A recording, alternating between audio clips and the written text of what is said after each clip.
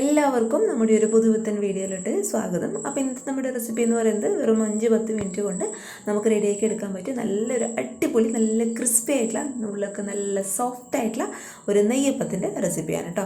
സാധാരണ നമ്മൾ നെയ്യപ്പമൊക്കെ ചുട്ടെടുക്കുന്നത് നമ്മൾ അരിയൊക്കെ കുതിർത്ത് അത് അരച്ച് അത് ഒരുപാട് റെസ്റ്റ് ചെയ്യാൻ വെച്ചിട്ട് ഒക്കെയാണ്. എന്നാൽ ഈ ഒരു നെയ്യപ്പത്തിന് അതിനൊന്നും ആവശ്യമില്ല. എന്നാലും നല്ല ടേസ്റ്റാണ് കേട്ടോ ഇത് കഴിക്കാൻ വേണ്ടിയിട്ട്. ഉള്ളൊക്കെ നല്ല സോഫ്റ്റ് ആയിട്ടുള്ള നെയ്യപ്പാണ്. അപ്പോൾ എല്ലാവരും കണ്ടു നോക്കിയിട്ട് ട്രൈ ചെയ്ത് നോക്കുന്ന സമയത്ത് ഫീഡ്ബാക്ക് അറിയിക്കാം. പിന്നെ നെയ്യപ്പം റെസിപ്പി ഇഷ്ടമുള്ളവർ വേഗം തന്നെ വീഡിയോ താഴെ കാണുന്ന ലൈക്ക് ബട്ടണിൽ ഒന്ന് ക്ലിക്ക് ചെയ്യണേ. പിന്നെ പുതുതായിട്ട് നമ്മുടെ ചാനൽ ആരെങ്കിലും കാണുകയാണെന്നുണ്ടെങ്കിൽ സബ്സ്ക്രൈബ് ചെയ്തിട്ട് സപ്പോർട്ടും കൂടി ചെയ്യട്ടോ. അപ്പോൾ നമുക്ക് വേഗം തന്നെ ഈ ഒരു 5 മിനിറ്റിൽ ഇൻസ്റ്റൻ്റ് ആയിട്ടുള്ള നെയ്യപ്പം എങ്ങനെ തയ്യാറാക്കുന്നതെന്ന് ഒന്ന് കണ്ടു നോക്കാം. അപ്പോൾ ഇത് ഈ ഒരു നെയ്യപ്പം റെഡിയാക്കി എടുക്കാൻ വേണ്ടിയിട്ട് 1/2 കപ്പോളം വരുന്ന അരിപ്പൊടി, അതായത് നമ്മൾ പത്തിരി ഇടിയപ്പമൊക്കെ ചുടാനായിട്ട് ഉപയോഗിക്കുന്ന ഏറ്റവും നൈസായിട്ടുള്ള അരിപ്പൊടി കേട്ടോ. അതിപ്പോൾ 1/2 കപ്പോളം വരുന്ന ഭാഗം നമുക്കിത് ഈ ഒരു പാത്രത്തിലോട്ട് അങ്ങോട്ട് ഇട്ട് കൊടുക്കാം. പിന്നെ നമ്മൾ ചേർത്ത് കൊടുക്കാൻ വേണ്ടിയിട്ട് പോകുന്നത് ഒരു 2.5 ടേബിൾ സ്പൂൺ അളവിൽ മൈദയാണ് കേട്ടോ. അപ്പോൾ പൊടികളൊക്കെ എടുക്കുന്ന സമയത്ത് അളവ് കറക്റ്റായിട്ട് എടുക്കാൻ വേണ്ടിയിട്ട് ശ്രദ്ധിക്കുക. എങ്കിലും നല്ല പെർഫെക്റ്റ് ആയിട്ടുള്ള നെയ്യപ്പം നമുക്ക് റെഡിയാക്കി എടുക്കാൻ വേണ്ടിയിട്ട് പറ്റുള്ളൂ. അപ്പോൾ ഇത് 2.5 ടേബിൾ സ്പൂൺ അളവിൽ മൈദ, അതേപോലെ ഒരു 1/2 കപ്പോളം വരുന്ന നൈസായിട്ടുള്ള അരിപ്പൊടി. ഇനി ഇതിനാവശ്യമായിട്ടുള്ള ഒരു നുള്ളുപ്പും കൂടി ഞാൻ ഈ ഒരു സമയത്ത് ഇതിലോട്ട് അങ്ങോട്ട് ഇട്ട് കൊടുക്കുകയാണ്. ഇനി ഇതെല്ലാം കൂടി ഇതുപോലുള്ളൊരു വിസ്കോ അല്ലാന്നുണ്ടെങ്കിൽ സ്പൂണോ ഫോർക്കോ വെച്ചിട്ട് നന്നായിട്ടൊന്ന് മിക്സ് ചെയ്തിട്ട് എടുക്കാം കേട്ടോ.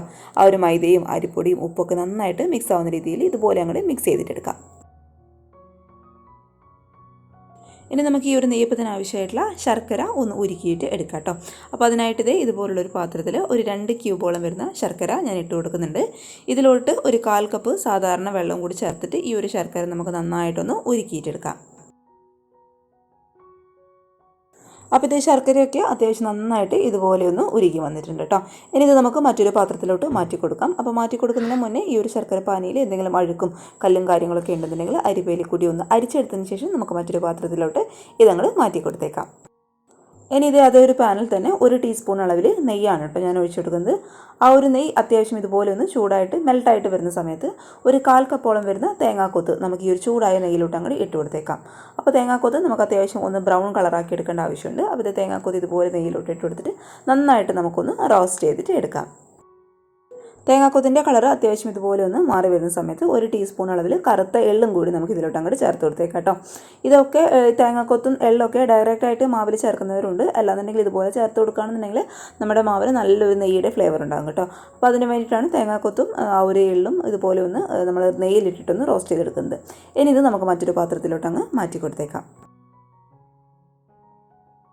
ഇനി ഇതേ നല്ല ക്ലീനായിട്ട് കിടക്കുന്ന ഒരു മിക്സിയുടെ ജാറിലോട്ട് നമ്മൾ നേരത്തെ മിക്സ് ചെയ്ത് വെച്ചിട്ടുള്ള ആ ഒരു അരിപ്പൊടിയുടെയും മൈദയുടെയും മിക്സ് നമുക്ക് മുഴുവനായിട്ടും ഇതിലോട്ട് അങ്ങോട്ട് ചേർത്ത് കൊടുക്കാം കേട്ടോ. ഇതിപ്പോൾ ഞാനിപ്പോൾ ഈ ഒരു അളവിൽ മൈദയും അരിപ്പൊടിയും എടുത്തുകൊണ്ടാണ് ഇത്ര കുറച്ച് മാത്രം. നിങ്ങൾ ഒരുപാട് മൈദയും അരിപ്പൊടിയൊക്കെ എടുക്കുന്നവരാണെന്നുണ്ടെങ്കിൽ 2 ട്രിപ്പായിട്ട് മിക്സിയുടെ ജാറിലിട്ട് നമുക്കൊന്ന് ഇത് മിക്സ് ചെയ്തിട്ട് എടുക്കാം കേട്ടോ. ഞാനിപ്പോൾ കുറച്ചായതുകൊണ്ട് ഇത് മുഴുവനായിട്ടും ഈ ഒരു ജാറിലോട്ട് അങ്ങോട്ട് ഇട്ട് കൊടുക്കുകയാണ്.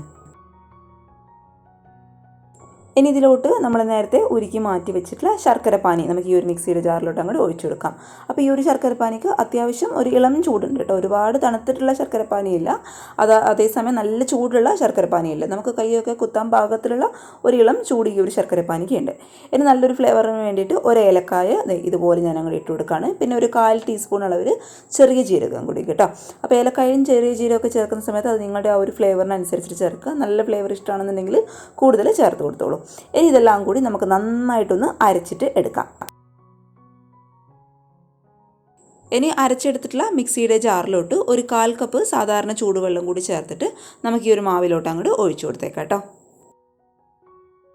ഇനി ഇതിലോട്ട് നമ്മുടെ അപ്പത്തിന് നല്ലൊരു ക്രിസ്പിനെസ് കിട്ടാൻ വേണ്ടിയിട്ട് 1 ടേബിൾ സ്പൂൺ അളവിൽ വറുത്തിട്ടുള്ളോ അല്ലാന്നുണ്ടെങ്കിൽ വറുക്കാത്തയോ റവ നമുക്ക് ചേർത്ത് കൊടുക്കാം കേട്ടോ.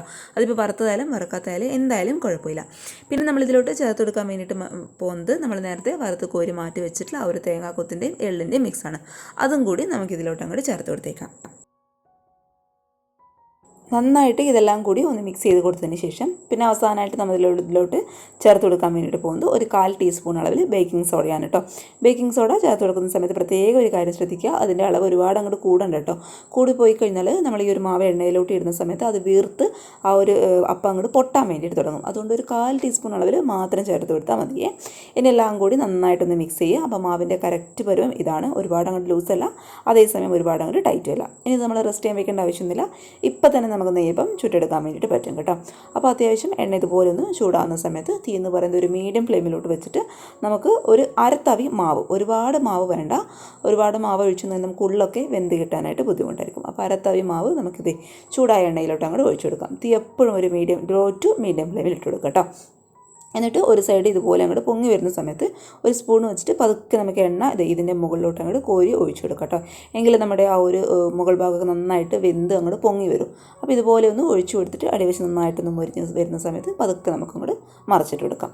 രണ്ട് സൈഡും ഇതുപോലെ ഒന്ന് മുരിഞ്ഞ് വരുന്ന സമയത്ത് ഇത് പതുക്കെ നമുക്ക് എണ്ണയിൽ നിന്ന് അങ്ങോട്ട് കോരി മാറ്റിയേക്കാം.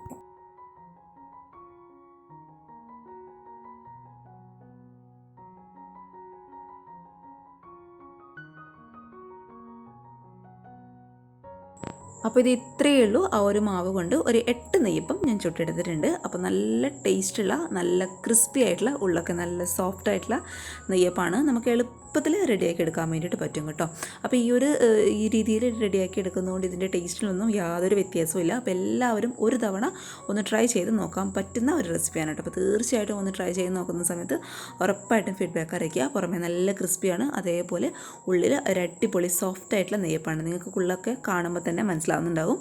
ഉള്ളൊക്കെ നല്ല വെന്തിട്ടില്ല, നമ്മൾ വായിലിട്ടാൽ അതിങ്ങനെ പുറമേ നല്ല ക്രിസ്പി ആയിരിക്കും, അതേസമയം ഉള്ളിൽ നല്ല സോഫ്റ്റ് ആയിരിക്കും. അപ്പോൾ എല്ലാവരും തയ്യാറാക്കി നോക്കുന്ന സമയത്ത് ഫീഡ്ബാക്ക് അറിയിക്കുക. പിന്നെ ഈ ഒരു നെയ്യപ്പം ഇഷ്ടമുള്ളവർ വേഗം തന്നെ വീഡിയോ ഒന്ന് ലൈക്കും കൂടി ചെയ്യട്ടോ. അപ്പോൾ നാളെ ഇതിനേക്കാൾ നല്ലൊരു വീഡിയോ ആയിട്ട് കാണും വരെ thank you for watching Simnas food world.